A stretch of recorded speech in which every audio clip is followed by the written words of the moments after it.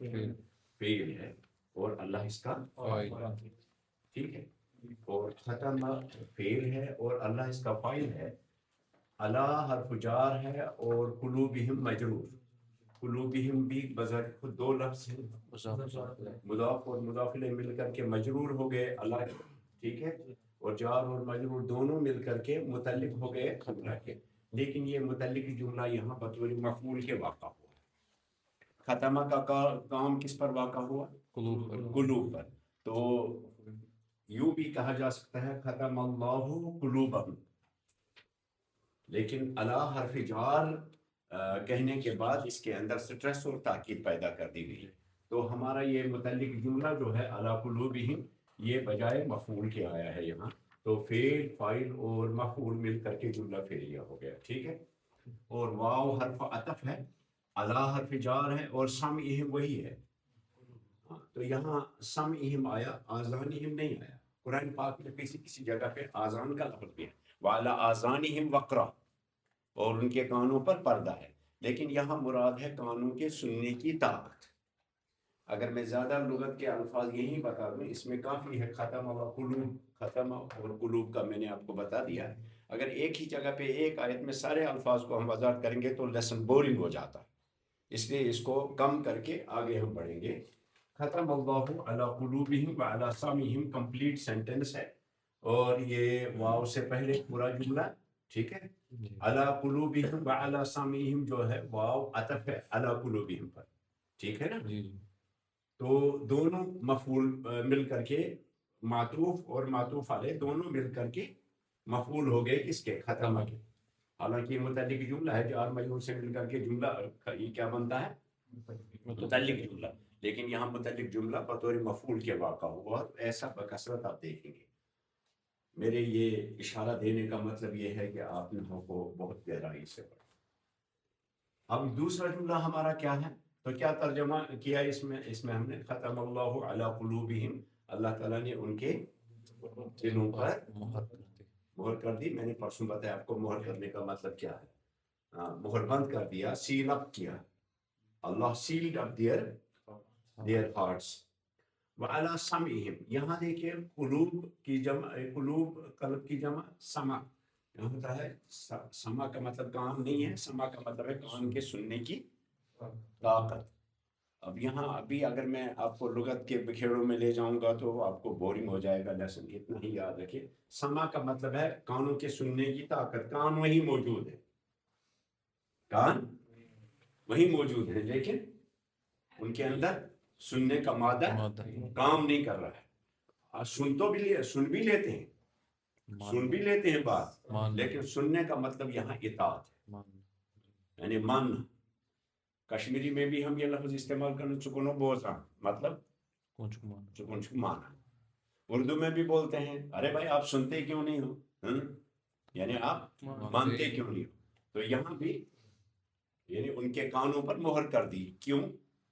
یعنی وہ ایمان ماننے کی قوت ان کے اندر نہیں ہے، ختم اللہ علی قلوبہم وعلی سمعہم، پھر وقف لازم وقف مطلق ڈالنے کے بعد وعلی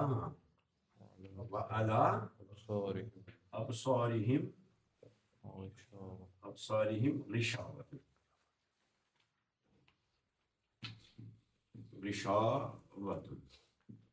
اس میں ایک لفظ آپ دیکھیے وعلی ابصارہم غشاوۃ، نحوی تاریخ بعد میں بتائیں گے، ایک تو ابصار جو لفظ ہے، ابصار یہ بصر کی جمع ہے، اور بصر آنکھ کو بھی کبھی کبھی کہتے ہیں، لیکن اصل میں آنکھ کے دیکھنے کی قوت کو بصر کہتے ہیں، ٹھیک ہے، یعنی نظر، بصر بمانے نظر، تو یہاں بصر سے مراد عین نہیں ہے، آنکھ نہیں ہے، مراد ہے آنکھ میں دیکھنے کی اور پرکھنے کی جو طاقت ہے وہ نہیں ہے، وَعَلَىٰ أَبْصَارِهِمْ، ابصارہم، پھر غشاوۃ کے لفظ کو بھی دیکھ لیجئے، اس کا اصل مادہ جو ہے وہ ہے غشیہ یغشا، غشیہ یغشا سے ایک مصدر آتا ہے غشاوۃ، غشاوۃ المصدر ہے، لیکن اسم المصدر اگر ہو تب آئے گا غشاوۃ، गशावतुन का मतलब निकलेगा, हाँ, गशिया यक्षा का मतलब होता है छुपाना, ढांपना, छुपाना, ढांपना, और छा जाने के में भी माने में भी आता है। हल अता का हदीसुल गाशिया, क्या ये वो छा जाने वाली बात आप तक पहुंची? हाँ। और गाशिया का मतलब होता है जब आंखों के सामने पूरा अंधेरा फैल जाए। मैंने तर्जुमे में लिखा है कश्मीरी में, हल अता का हदीसुल गाशिया, क्या चवसिया सु अन गुट तुलन वाजिन कथ, चवसिया सु अन गुट तुलन वाजिन कथ, अशन कश पे बनाए मैं तो अन गुट है ना, जब धमाकों पे धमाके हों तो गर्दो गुबार छा जाता है, आदमी कुछ देख नहीं पाता, इसीलिए उसको गाशिया कहा। तो गशिया यक्षा से गशावतुन का मतलब छुपाना, छुपाना छुपाना या ढांपना। लेकिन विशावतुन जब हम कहेंगे, हम ज्यादा लुगत के बिखेड़ों में यहाँ नहीं जाएंगे, उसमें आपको ज्यादा या बोरिंग हो जाएगा लेसन, सिर्फ हल्का हल्का याद रखिए। गशावतुन और गिशावतुन, अभी जब आप कुरान पाक की करीबन 101 आयतें पढ़ेंगे, उसके बाद हम लुगत में कुछ चीजें गहराई से ले लेंगे, वरना तब तक आपके ऊपर भारी हो जाएगा लेसन। तो गशावतुन का मतलब छुपाना छुपा ना, लेकिन गिशावतुन का मतलब पर्दा है। गोया वो मस्दर है, ये इस्म है, वो मस्दर है, ये इस्म मस्दर है। बोलिए, गशावतुन माने छुपाना, ढांपना, छुपाना गैर की जबर के साथ, लेकिन उसकी कसरा के साथ जब हम पढ़ेंगे गिशावतुन तो इसका मतलब होता है ढांपने वाली चीज, यानी पर्दा। जैसे तालिब सब का था वहीम सब जी जी। और अरबी में इस तरह से काफी लफ्ज आपको मिलेंगे इस वजन पर। किस वजन पर? हाँ, जैसे हाफिज़ा यहफ़ज़ु से हिफाजत, हिफाजत, हाँ, दरसा, हाँ, दरसा यदरुसु से दिरासत, दिरासत, हाफिज़ा यहफ़ज़ु से हिफाजत, और कभी फतह के साथ आता है सालिमा यस्लमु से सलाम, सलामत। ठीक है जी। तो ये दोनों का फर्क जो है ये किसी एक अलग लेक्चर में आपको बता दूंगा। फिलहाल आप याद रखिए कि जब ये फाकिल में की कसरा के साथ आता है तब चीज का नाम बनता है, तब मसदर नहीं होता है, तब उसके अंदर फेल के माने नहीं पाए जाते हैं। इसमें क्या गशावतुन माने तर्जुमा करो, गशावतुन क्या कहेंगे? छुपाना। लेकिन गिशावतुन पर्दा, क्योंकि पर्दा छुपाने की ही चीज है, पर्दा छुपा देता है, ठीक है, इसलिए गिशावत।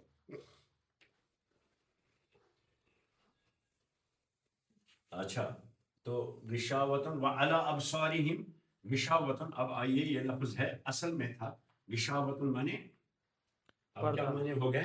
पर्दा, पर्दा यानी ढांप लेने वाली चीज जो छुपा देती है। असल में लफ्ज यूं था अल गिशावतु, अल गिशावतु अला अबसारिहिम, अबसारिहिम, तो तरकीब बनेगी अल गिशावतु अल मुब्तदा, ठीक है, अल मुब्तदा और अला अल जार, ठीक है, अबसार और हिम, अबसार क्या है? मुदाफ है ना, हिम मुदाफुन इलैह, मुदाफ इलैह, मुदाफ और मुदाफ इलैह दोनों मिलकर के क्या हो गए? अल मजरूर हो गए। ये जार है अल जार और ये अल मजरूर, मजरूर और जार और मजरूर दोनों मिलकर के क्या बनते हैं? अल खबर। तो जुमला इस्मिया हो गया, ठीक है। अब गिशावतु अला अबसारी, ठीक है, अल किताबु अला ताविला, ठीक है, अल गुराबु अला सक। लेकिन चूंकि मुब्तदा जो है इसको नकरा बनाने के लिए अल्लाह पर, जब कोई इस मुब्तदा आप नकरा बनाना चाहें, नकरा लाना चाहें किसी वजह से, मैं आपको बताऊंगा यहाँ क्यों आया ये, तो उसको शुरू में आप नहीं लिखते हैं, जैसे आपने सुना है जी, सुना है या नहीं? जी, याद है कि नहीं? जी जी। क्या? मुब्तदा मुअख्खर करना होता हाँ, मुब्तदा जब शुरू में आ जाए तो क्या होना चाहिए? मारिफा होना चाहिए। और अगर इस मुब्तदा को किसी वजह से नकरा करना हो तो पीछे चला जाता है। लेकिन इसके लिए शर्त यह है कि आपकी खबर जार मजरूर से हो, जार मजरूर से। سمجھ میں آیا؟ شبی جملہ ہے آپ کا، جار مجرور سے بنی ہے خبر. اب ہاں مجھے بہت افسوس ہے، آپ کو بہت نقصان ہوگا. اب جیسا شوق بند طالب علم آپ ہی کو کچھ کرنا پڑے گا، کیونکہ میں تو اپنی عادت سے ہٹوں گا نہیں. آپ ہی کو بہت بہت نقصان ہوگا. ہاں تو اب کیا ترجمہ ہو؟ اگر یوں ہوتا الغشاوۃ علی ابصارہم تو کیا ترجمہ ہوگا؟ ہاں؟ ان کی آنکھوں پر پردہ ہے. لیکن جب غشاوت ان کو نکرہ کر دیا تو کیا ترجمہ ہوگا؟ ان کی آنکھوں پر ایک پردہ ہے. ایک پردہ. ایک پردہ. آنکھ پردہ ہے. اس میں زیادہ وحشت پیدا کر دی. جب لفظ کو نکرہ اس میں کٲنٛسہِ وَنو مثلاً خدا دِیِن نجات پیٚیا بلاے، ہاں پتہٕ وَنوس چاہے پیٚیہِ اکھ بلایا. امیُک مطلب گوٚو ہُہ کَرُن زیادٕ الرٹ، خبر کۄس بلاے چھِ یہِ. یعنی بلاے ہٕنٛز ایمباڈیمنٹ پٲدٕ کَرٕنۍ. ہاں تو جب کسی چیز کے اندر زیادہ شدت خوف پیدا کرنا ہو تو اس کو نکرہ میں لاتے ہیں، ہے کہ نہیں؟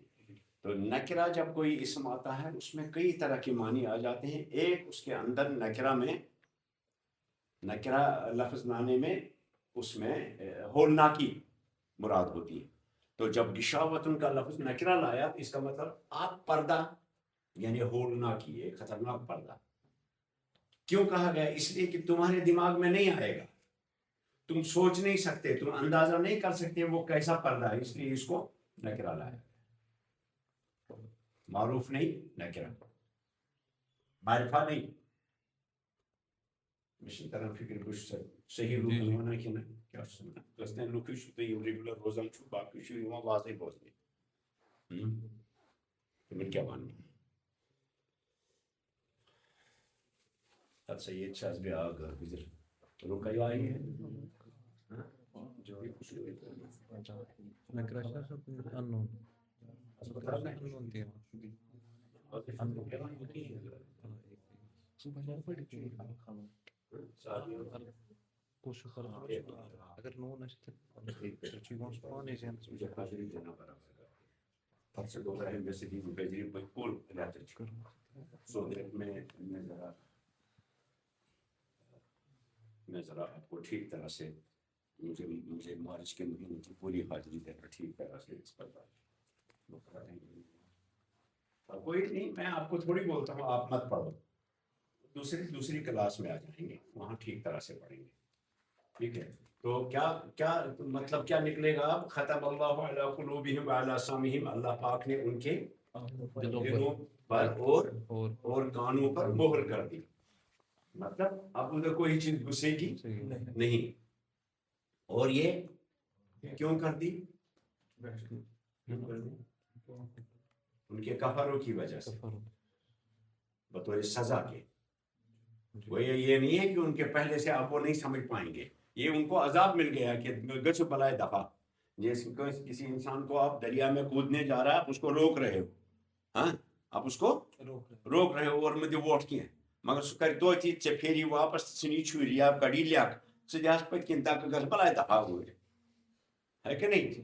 اسی طرح سے اللہ نے فرمایا اللہ قلوبی ان الذین علی قلوبہم ییٚلہِ نہٕ وۄنۍ تِم بوزٲنی چھِ یورُک تہٕ گٔژھنو وۄنۍ لٔگنو تۄہہِ مورٕے. تو بطور کیا سزا کے طور پہ، سزا کے طور پہ ختم اللہ علی قلوبہم وعلی سمعہم وعلی ابصارہم غشاوۃ، اور ان کے آنکھوں کے اوپر ایک پردہ.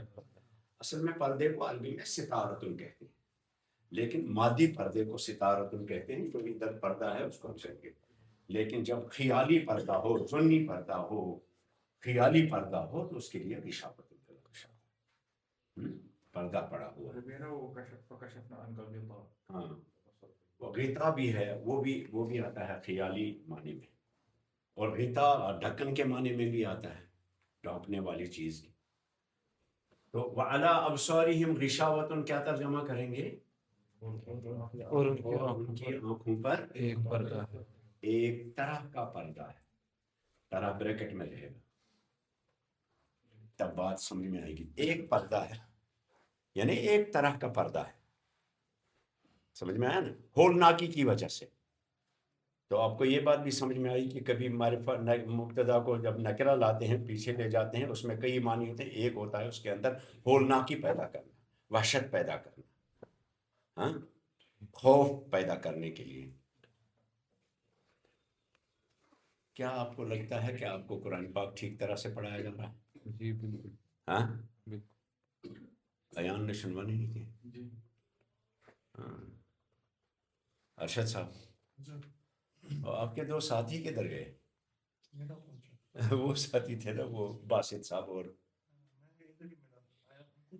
اچھا میں سمجھا آپ کے ساتھ آتے. دیکھیے مجھے کتنی محنت کرائی ان لوگوں نے الگ سے کلاس لینے کے بعد، اور پھر بیٹھ گئے. پورا 2 مہینے میں ان کو الگ کلاسیں لیتا رہا. لیکن اسی لیے میں نے پیچھے میں سوچا تھا کہ شاید میچور لوگ ہیں.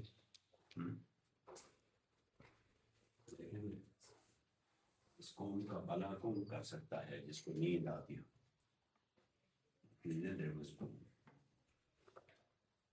اچھا اس کو پورا کر دیتے ہیں اگر آپ کو یہ سمجھ میں آگے بڑھیں. ختم اللہ علی قلوبہم، اگر زیادہ لغت میں ایک آیت میں 3 4 5 لفظ ایسے آئیں تو میں سکپ کر کے 1 2 آپ کو بتا دوں گا، باقی کے آگے بتائیں گے اپنے موقع پہ. ختم اللہ علی قلوبہم وعلی سمعہم وعلی ابصارہم غشاوہ، اور ان کے آنکھوں پر، ایک وقت آنکھوں کے بجائے کہیں گے ان کے سما، ان کے دیکھنے. آنکھوں سے مراد یہاں ہے بصارت. ان کی بصارت. آنکھیں کہیں گے ہے نا جی، اس کو سننا چاہیے نا، حالانکہ آنکھ اس کی ہوتی ہے، مطلب دیکھتے نہیں ہو تو آنکھ کہہ کر کے آنکھ کی قوت مراد ہے. اب صالحم غشاوۃ، اور آگے کیا ہے؟ اب آئیے اس کو پورا کر دیتے ہیں.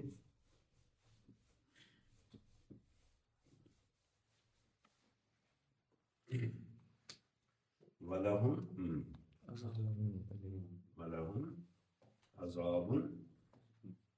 عذاب عظیم.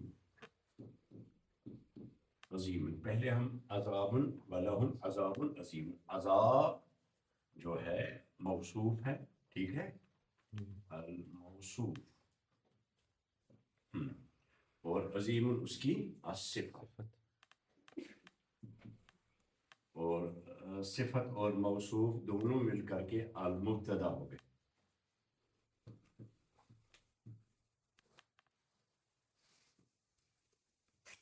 ٹھیک ہے جی. اور واو تو حرف عطف ہے پہلے پر ہی ہے. نام الجار ہے، اور ہم، ہاں، المجرور، اور جار اور دونوں مجرور مل کر کے کیا بنتے ہیں؟ الخبر. آپ کا شبی جملہ ہے اور یہ خبر. وہ اصل میں تھا العذاب العظیم لہم، ان کے لیے خطرناک عذاب ہے. اس میں بھی ہولناکی پیدا کرنے کے لیے بھی اس کو نکرہ لایا گیا، اور جب نکرہ لایا گیا تو خبر کو مقدم مؤخر کر دیا گیا، اور خبر کو مقدم اور مبتدا کو مؤخر کر دیا. اور ان کے لیے ایک خطرناک عذاب ہے. عظیم کا مطلب بڑا، فعیل ان کے وزن پر آتا ہے، عذاب مانے سزا. تو یہاں ہم لغت نہیں بتائیں گے، آگے انشاءاللہ اب کریں گے. جو خود بخود آپ کو سمجھ میں آتی ہیں چیزیں، ان میں آپ کو لغت کے بکھیڑوں میں نہیں لے جاؤں گا. تو آپ کا کلیئر ہو گیا، پہلا رکوع یہاں تک کلیئر ہو گیا. جو پہلا رکوع کتنے فقرات میں آ گیا؟ 2.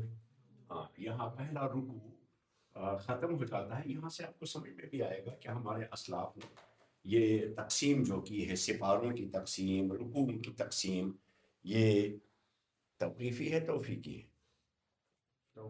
توفیقی ہے، تاکہ آپ کو بات سمجھ میں آ جائے. یہ وہاں سے منزل نہیں ہے، صرف عام انسانوں کو سمجھانے کے لیے ہمارے اسلاف نے، صحابہ، تابعین، تبع تابعین، خاص طور پہ حضور صلی اللہ علیہ وسلم کے بعد صحابہ درس دینے بیٹھ گئے. خاص طور پہ 4 صحابیوں نے 4 جگہیں بنا دی. ان میں سے 2 جگہیں زیادہ مشہور تھیں.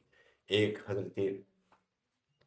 حضرت عبداللہ ابن عمر رضی اللہ، حضرت عبداللہ ابن عباس، جنہوں نے مکہ مکرمہ میں درس کی درسگاہ کھول دی جہاں وہ درس تفسیر دیتے تھے.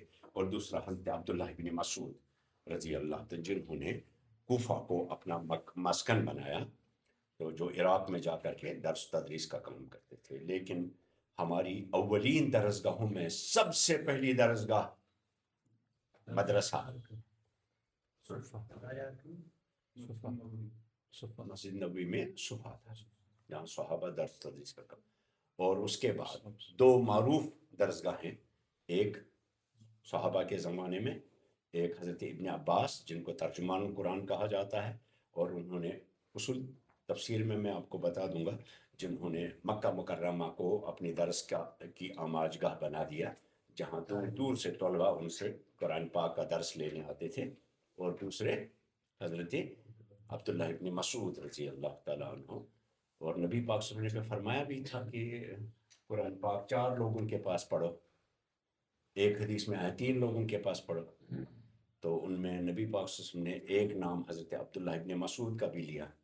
تو سب سے زیادہ لوگ جن کا جو درسگاہ زیادہ یعنی جہاں زیادہ جماوڑا ہوا لوگوں کا جو مرکز تھا وہ حضرت عبداللہ ابن مسعود کا تھا کوفہ میں. تو مکہ اور مدینہ جو عرب لوگ عام طور پہ جو عرب لوگ تھے وہ حضرت عبداللہ ابن عباس رضی اللہ کے پاس بیٹھے درس کے لیے. اور پھر چونکہ مکہ المکرمہ میں انہوں نے اپنا مسکن بنا دیا تو وہاں ساتھ میں مسجد حرام بھی ہے، اس مناسبت سے وہاں لوگ آتے تھے. لیکن جو دور دور کے لوگ ہیں وہ حضرت عبداللہ ابن مسعود رضی اللہ کے پاس ان سے قرآن پاک پڑھا. تو وہ انہی صحابہ انہی درسگاہوں میں بعد میں کہ کہاں رکیں گے، کہاں سینس پوری ہوتی ہے، کہاں جملہ پورا ہوتا ہے، یہ سارے رموز اوقاف جو قرآن پاک پر ڈال دیے گئے بعد میں کے بعد کی چیز ہے.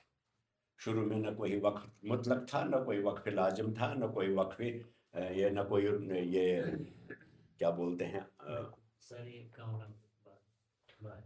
نہیں میں دیکھا وہ کیا کرنے آئے گا ادھر، کیا کرنے آئے گا. کبھی جب مرضی آتی ہے تب اٹھ کے چلا آتا ہے. يمستي شيء راح يمستي بس من يسكلاسس من وزمس النذر بهم وشو صافي شو يكتب بياك كامران شنو هو بياك شو بيور تكتب بيور